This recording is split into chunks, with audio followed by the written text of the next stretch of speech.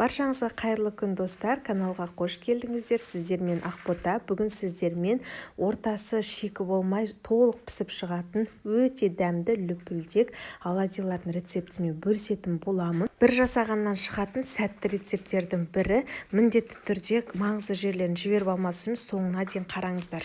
Ең алдымен ыдысымызға бір жұмыртқамызды және де қантымызды салып, жақсылап біркелкі масса болғанша қанты ерігенше араластырамыз.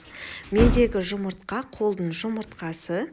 Біркелкі араласқаннан кейін үстінен айранымызды құямыз. Айранда менде қолдың айраны, қолдікі болса да қатты қою емес, байқасаңыз. Және де айранның температурасы маңызды емес. Міне осында жақсылап араластырып алғаннан кейін үстінен жарты шай қасықтан тұз және де ас содасын салып, тағы да біркелкі болғанша араластырамыз. Сода қосылғандықтан реакция жүріп, біздің массамыз көпіршіп, кішкене көтеріледі.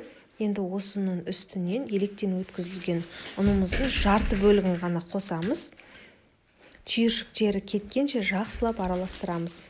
Ұнды міндетті түрде алдын ала електен өткізіп алыңыздар, сол кезде лүпілдек әдемі болып шығатын болады. Міне осындай түйіршіктері кеткеннен кейін ұнымыздың екінші бөлігін қосамыз да тағы да жақсылап араластырып аламыз. Сіздердің айранның қоюлығына және де жұмыртқаның көлеміне байланысты кішкене егер сұйықтау масса болып жатса, кішкене ұн қосып жіберуге болады. Міне осындай масса болу керек, осындай қоюлықтағы. Енді осыны шет-шетін жинап, осындай кондитерлік мешокқа салып алам. Егер бұндай кондитерлік мешок жоқ болса, қасықпен де құйып пісіре беруге болады. Оның маңыздылығы жоқ. Енді табамызға май құйып қызғаннан кейін, міне осылай мешоктың үстіне мен осындай насадка, вупипайдың шаригін жасайтын насадка салып алған болатынмын. Осылай міне сіздерге түсінікті болсын деп көрсетіп жатырмын.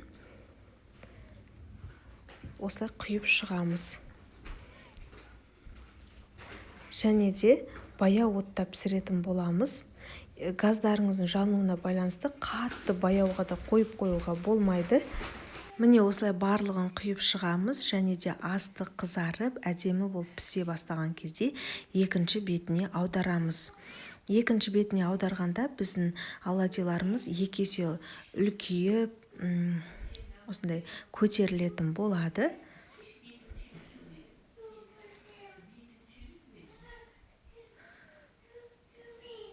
Осылайша баяу отта екі жақ бетін әдемі қып-қызыл болғанша жақсылап пісіріп аламыз. Пісіп шыққан оладьиларымызды қағаз салфетканың үстіне сүзіп аламыз.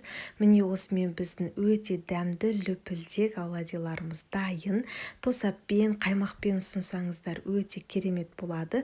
Үлкендерге де, балаларға да ұнайтыны сөзсіз. Және де видео ұнаса каналыма тіркеліп, лайк басып, қоңырау белгісін басып қойды сұраймын. Сіздермен болған Ақбота. Рахмет.